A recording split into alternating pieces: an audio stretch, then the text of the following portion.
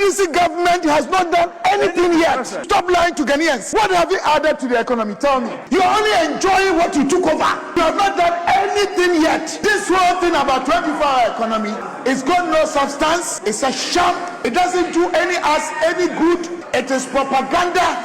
It's not going to give any results.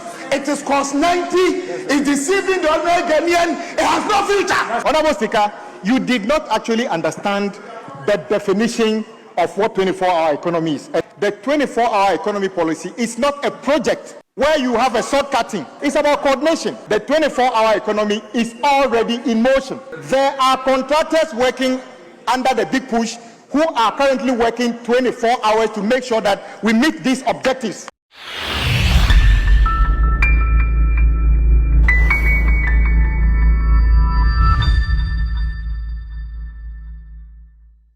Thank you for this opportunity. And I thank those who are trying to, in attempt to fulfill most of the campaign promises that were not preceded with any research, collected data with any integrity, but just for people to think they said and they are doing it, even though they are dysfunctional to the performance of our republic, making an attempt in a way. But Mr. Speaker, I was thinking it is time we dealt away with some of these policy cliches that have not helped us as a country. The question I always ask is, are we sure that we only just want to be in power or come to power because to some of us, either as individuals or as groups, it is all about enterprising, making money, having power, and flexing up and showing our shoulders and bare chest to the public. I think we need to deal away with this. I use the word you asked me to retract, so I'll use that again. These dysfunctional strategic positions that have been very drift to us. Mr. Speaker, the object of the bill, I want to read it again, if you permit me. The object of the bill is to establish the 24-hour economy authority to ensure the integrated sustainable transformation of national systems for economic production, supply chain, marketing, and labor power development, and to provide for related matters. Mr. Speaker, I want to ask them, what do they mean by 24-hour economy? Mr. Speaker, it entails business operations, public services, agriculture, running these areas continuously 24/7 across day and night. From what my brothers were coming from and the emphasis we were placing on all these policies was that they wanted us to operate a shift program that will offer jobs to the masses, to Ghanaians, and also build our economy sustainably and attain the long-term economic growth and stability. And if you read all these, when it comes to the public service, security, health, we are already running 24-hour economy. We are running shift. So their emphasis was on the economic development. Building factories, manufacturing factories that will employ thousands of Ghanaians, run 8-hour shift 3 times a day or 3 phases. What have they done so far to attain that goal? Mr. Speaker, this is a strategic drift. It is impossible. It's just a fallacy. It's not going to work anyway. In the first place, they should give us an idea, a picture of a manufacturing framework that they have researched and appraised for us to believe in this policy. We live in this country. I'm not wishing them bad. If it's good, it's for this country. But I am telling you, Mr. Speaker, and the entire Ghanaian community, it is not something they've thought through. I'm not saying it's not a good thing. Mr. Speaker, the 24-hour economy my brothers from the NDC side are talking about, they have no idea about what they want to do. I'm being honest with you. If you go to most of the developed economies, when they are talking about 24-hour economy, go to China, Go to the European countries, go to Latin America, go to Northern Americans. You see manufacturing industries. The ecosystem is so effective and efficient that thousands of young people from that country are working. Is that what they want to tell us? Mr. Speaker, this whole political gimmicks and propaganda to deceive voters, I think we should have a new paradigm shift. We need to redefine our corporate focus as a country and the reasons why we are in politics. We should be getting tired of some of these propaganda, communist inferior tactics, machineries that they are dishing out to the people. Mr. Speaker, then you have to come to another issue that I'm surprised. Once again, they want to do this to help build a very productive economic framework. Are you dealing with our dwindling fiscal space, our policy framework? We run a negative effective tax rate economy. We run a debt inclined economy. And one of the reasons is that we are not able to control our expenditures effectively. We are not dealing with the correlation that we need between our expenditures control and our GDP growth. We have a lot of institutions that are already overlapping, that are already duplicated in terms of functions and structures. We already have all of them. Why are they trying to set up another one? Are we not tired of abusing and misusing state resources in the name of politics and creating jobs for the boys? Is it what we want to do for Ghanaians? The young people out there, look at them. Only a few of them even get job to do.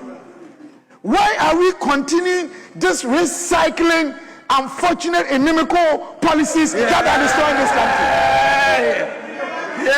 Mr. Speaker, I am surprised that my brother Adongo and my chairman, he is talking about interest rate, inflation and other things. Today, Mr. Speaker, I want us to invite any professor in this world to come. We are tired of this propaganda. What has the NDC done for the past 12 years? 12 months. 12 months, sorry. What have you done? It is in this house, Mr. Speaker, it is in this house that my own brother, Dr. Atuforsin, came and read their own budget. And they stated all the primary macro indicators in this house. GDP was growing 5.6% before you took over. Inflation had been reduced from 54.1 to 22.9 before you took over. Primary balance, reserve, everything. We are running a defensive sector economy. If you don't understand what is called a defensive economic market sector, I'm explaining to you today. The systematic risk index of our market is far less than 1. So there's a lag period. Ghanaians are enjoying what MPP government did. Stop lying to them. Can you calculate any of your contributions as a percentage of our GDP today? Tell us. We are tired of lies and the deception and the propaganda. That's right. I am not blaming you, you've not done anything. You are building your first year. You are doing rearrangement, calibration and configuration. We agree. But you haven't done anything. That's right. NDC government has not done anything yet. That's right. We are here to feel the impact of anything you are going to do. Stop lying to Ghanaians. What have you added to the economy? Tell me. What have you added? Mr. Speaker, by December... 3 minutes. Withdraw the word stop lying. Oh, sorry, Mr. Speaker. I've done that. Mr. Speaker, I've withdrawn. So you are deceiving us. Mr. Speaker, they talk about exchange rate. What are the primary macro indicators? When it comes to our independent, so what are the independent factors or variables of exchange rate currency performance? One is this to supply and demand. By December and January, when they took over, we had gotten over $1 billion in account because we domesticated cocoa syndication. First time in the history of this country. I stand to be corrected. Because we have had free and fair, peaceful election that have rebuilt and restored the confidence of investors. Because American government had entered into trade war with the Asian partners. Now you are talking as if you've done anything.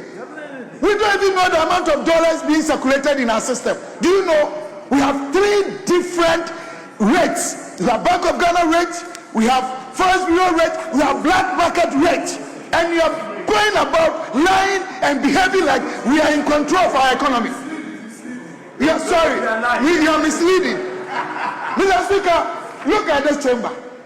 Respectfully look at yourself, look at me, your spectacles and mine, what they are wearing. Everything here, we imported them. Who has control over the exchange rate? You are only enjoying what you took over. You have not done anything yet. I'm not blaming you. Ghanaians should begin to praise us, except that the impact that they felt late, you would have lost the election.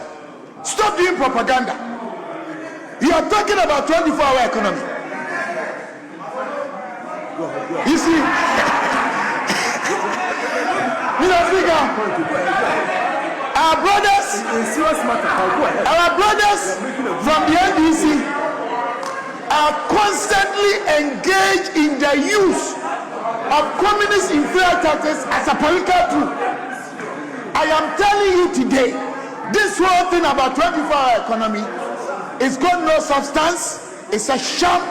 It doesn't do us any good. It is propaganda. It's not going to give any results. It is cost 90. It's deceiving the ordinary Ghanaian. It has no future. That's right. Now you're talking about it has come to stay. Stay where? A policy is not. It's not a matter of the policy staying. It's about the results.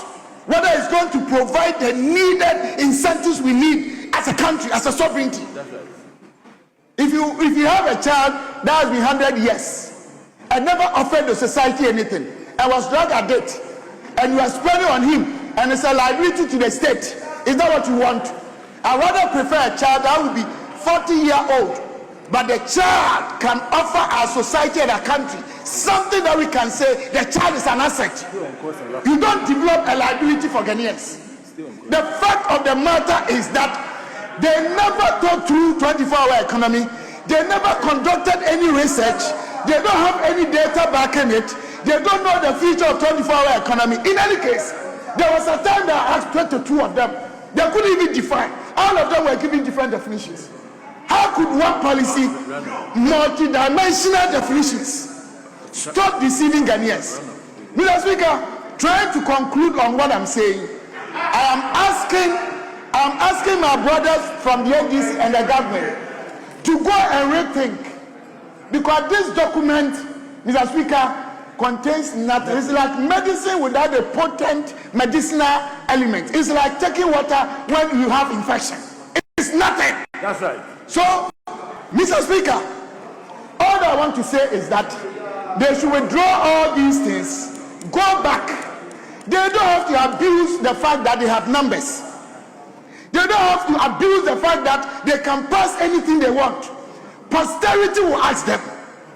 The next generation will ask them, what did you use your numbers to do? Because you have power.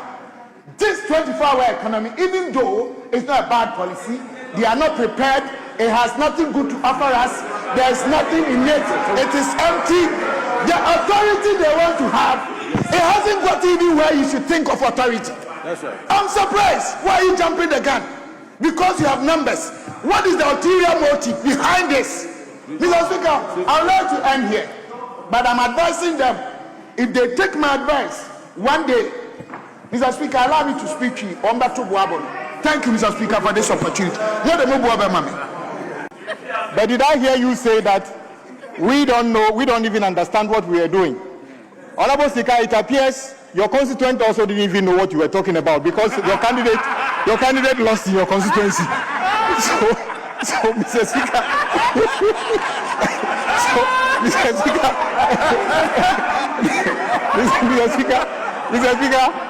Mr. Speaker, it appears all the dancing, all the vigorous campaign, your constituents alone didn't even understand what you were talking about. So they voted against your candidate.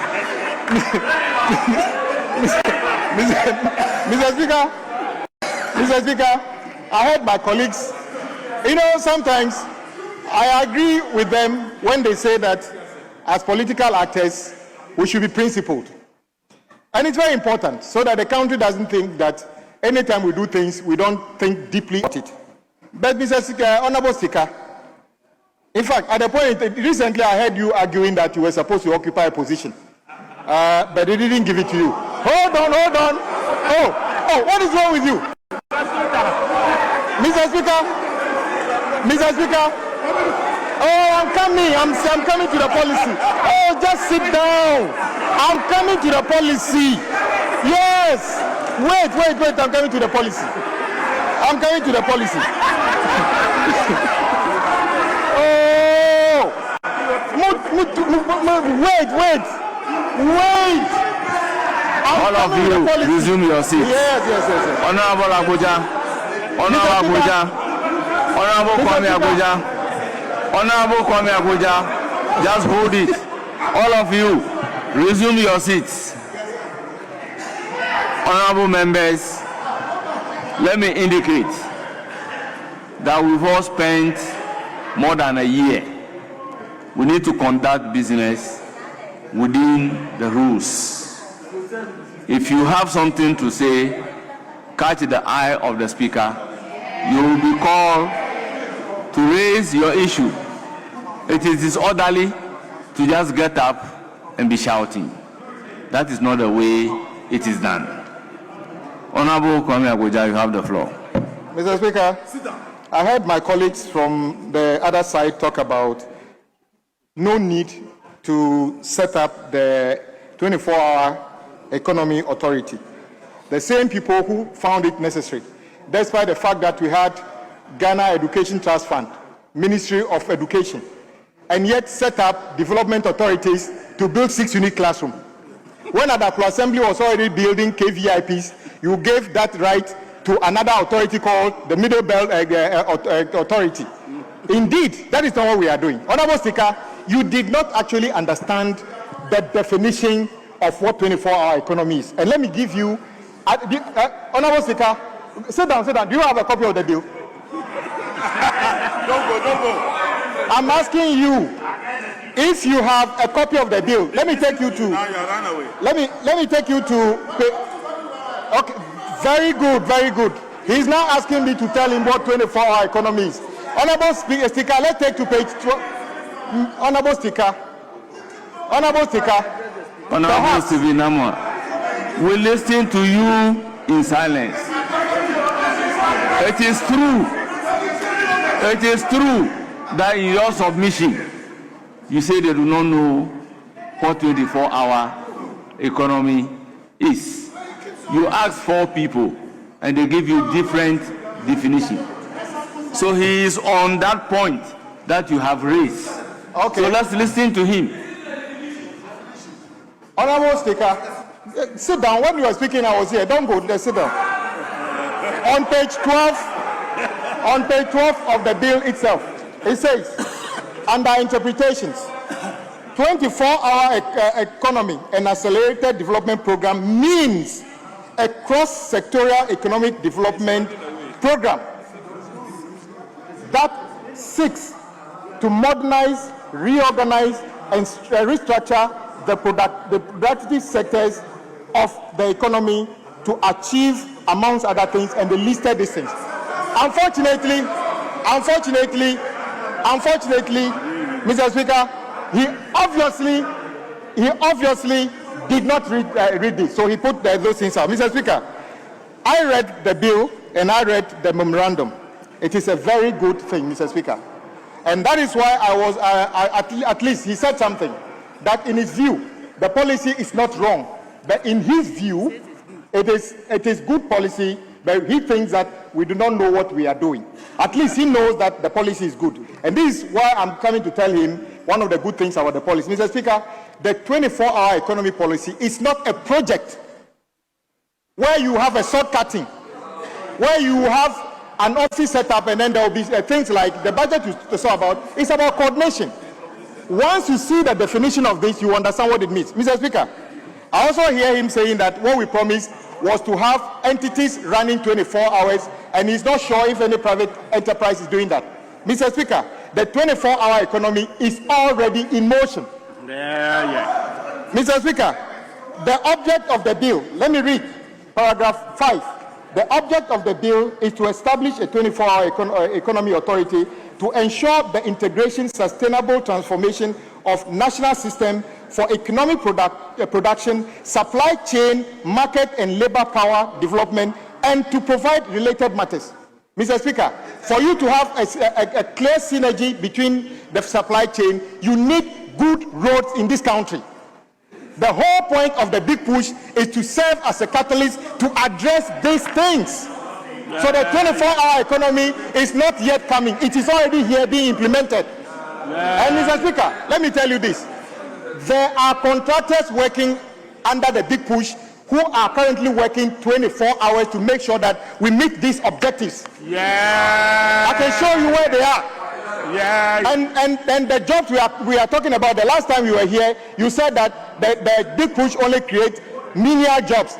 When you have civil engineers, quantity surveyors, many people working for the rest of the big push project, you cannot say that the job of a civil engineer is not necessary. So indeed, thousands of jobs are already being created under this. And even after the building, there will be maintenance contract that will be carried on this, Mr. Speaker. So I just want colleagues to understand, since Mr. Hon.Sticka says that he's not against it, this is what you do. And let me tell you, when we were sitting, where you were sitting, we opposed things, but tell me one of the things we opposed that did not come to pass that we were right. We don't oppose just for the sake of opposition, but you are in a haste to oppose for nothing. And that is why you get it wrong. I'm giving you my simple understanding of it. Be very careful what you oppose. The last time I came here, we talked about the Accra-Kumasi Expressway. A few of you jumped on it and said you were not in favor of it. At least the proponent of that opposition came back to rationalize his position to say that he is no longer against it. By the way, the Accra-Kumasi Expressway is coming on, whether you like it or not. Get ready for it. Mr. Speaker, the 24-hour economy will actually create jobs. It will spur growth in our country. I agree with my colleagues that we should be careful what we are trying to do under this policy. And I agree with them. We shouldn't just rush and do anything. We should take their views also on board. But don't just oppose it and say that we don't know what we are doing. Because, Mr. Speaker, this is one of the smallest bills we've done in this House. But it's quite detailed in terms of the understanding of it. And I encourage my colleagues to support this bill. Let's set up this. This is not going to be just another Kwango that is set up to create jobs for the boys. It will be a catalyst that will spur development in our country. And I want to encourage our colleagues to support this bill. And then when it comes to the consideration stage, we bring all the views we have to make it a rich bill that will stand the test of time. Thank you very much, Mr. Speaker, for the opportunity.